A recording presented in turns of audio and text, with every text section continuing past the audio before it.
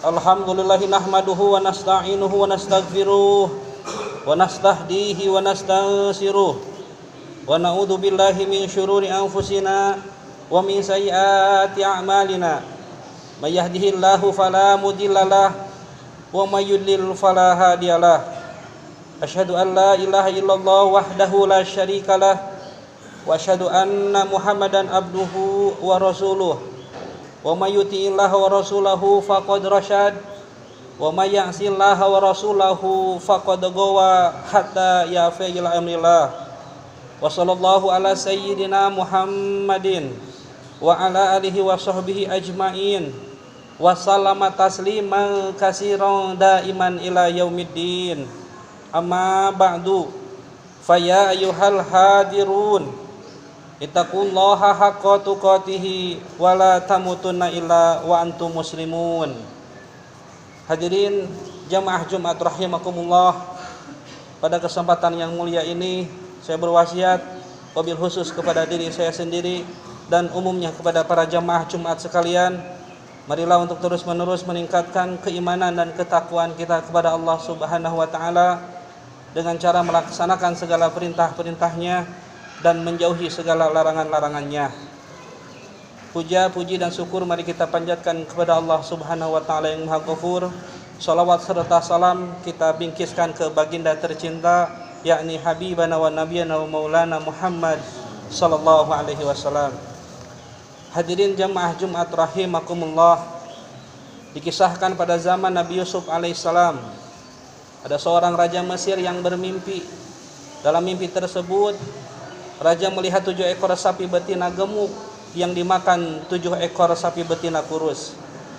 Raja juga melihat ada 7 biji gandum yang subur hijau dan juga 7 biji gandum yang kering kerontang. Setelah raja terbangun, raja menyadari ada sesuatu yang aneh pada mimpinya. Untuk itu, raja mengumpulkan para pembesar, penasihat istana dan para ahli bijaksana untuk menafsirkan mimpi yang baru dialaminya. Dari para tamu undangan yang hadir, mereka berpendapat bahwa mimpi yang dialami sang raja hanyalah bunga tidur saja.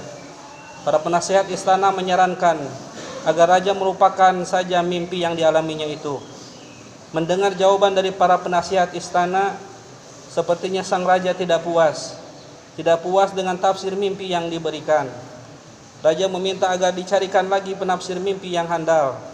Ketika itu tiba-tiba ada salah seorang pelayan istana mengangkat tangan dan menyampaikan bahwa ada seorang penafsir mimpi yang cerdas dan dapat dipercaya, yakni Nabi Yusuf alaihissalam yang saat ini berada di dalam penjara.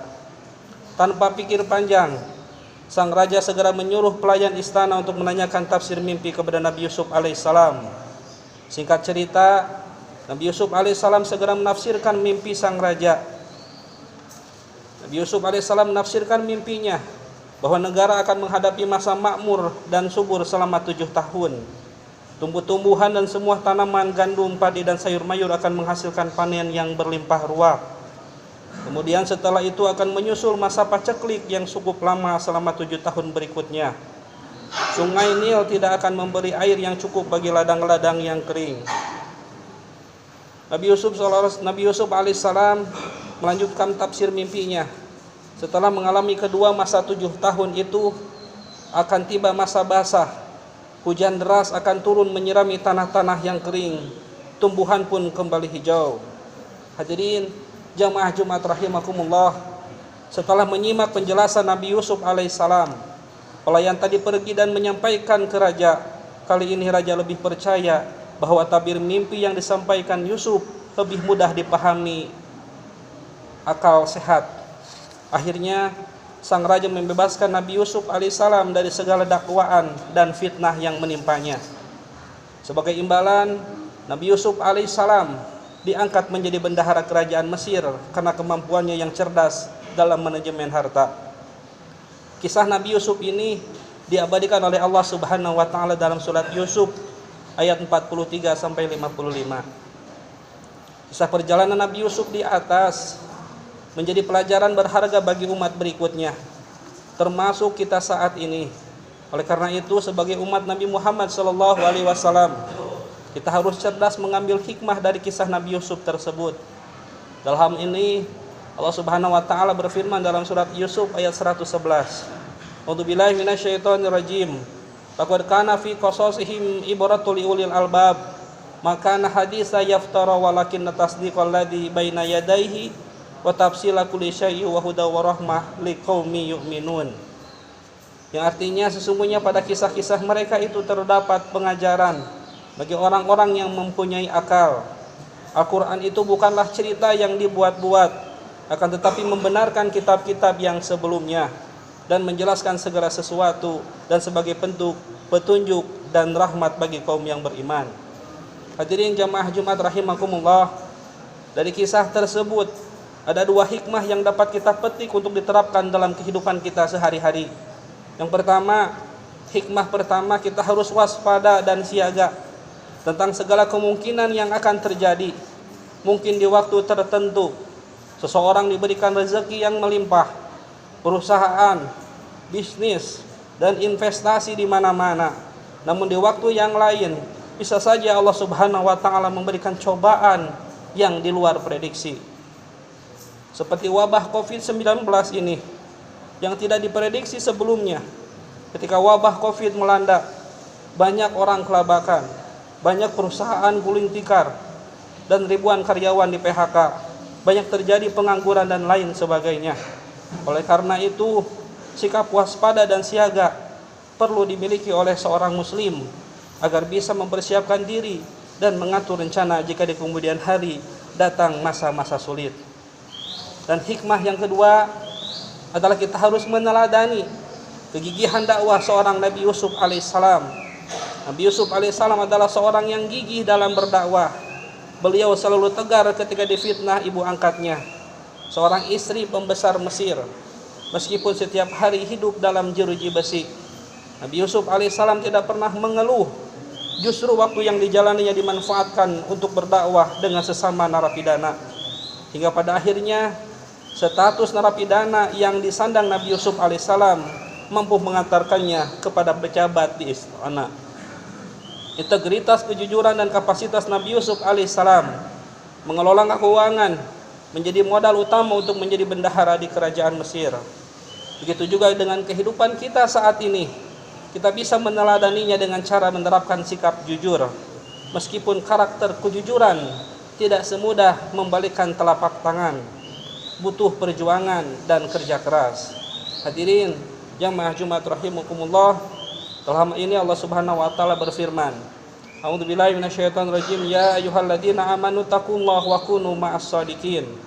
Wahai orang-orang yang beriman, bertakwalah kepada Allah dan hendaklah kamu bersama orang-orang yang benar.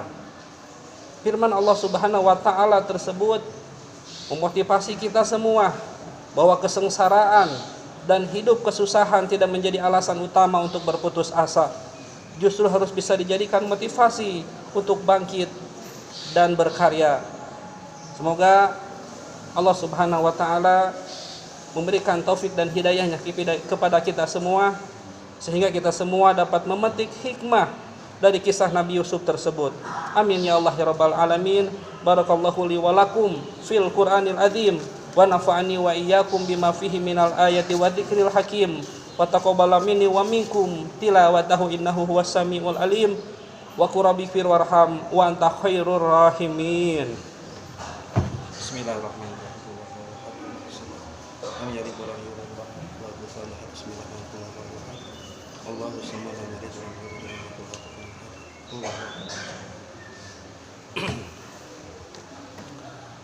Alhamdulillahi hamdan katsiran kama amar. Wa asyhadu an la ilaha illallah wahdahu la syarikalah iqraram bi rububiyyati wa irghaman liman jahada bihi wa kafar. Wa anna sayyidana Muhammadan abduhu wa rasul sayyidul jinni wal bashar. Allahumma shalli wa sallim ala sayyidina Muhammadin wa alihi wa ashabihi kawakibil gurar.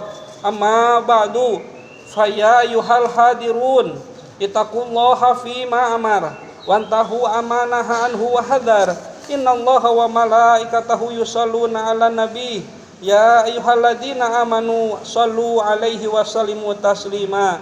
Allahumma shalli wa sallim ala sayyidina wa habibina والشفيعين ومولانا محمد خصوصا أبا بكر وعمر وعثمان وعلي وعلى بقية الصحابة والقرابة والتابعين لهم بإحسان إلى يوم الدين وعلينا منهم ومعهم برحمتك يا أرحم الراحمين.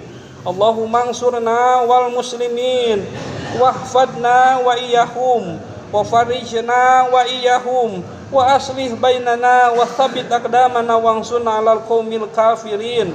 اللهم اغفر لنا والمؤمنين والمؤمنات والمسلمين والمسلمات الأحياء منهم والأموات إنك سميع قريب مجيب دعوات فيا قاضي الحاجات ربنا آتنا في الدنيا حسنة وفي الآخرة حسنة وقنا عذاب النار.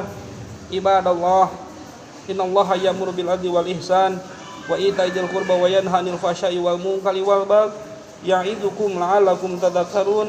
أستغفر الله لي ولكم أستغفر الله لي ولكم أستغفر الله لي ولكم. أقيموا الصلاة.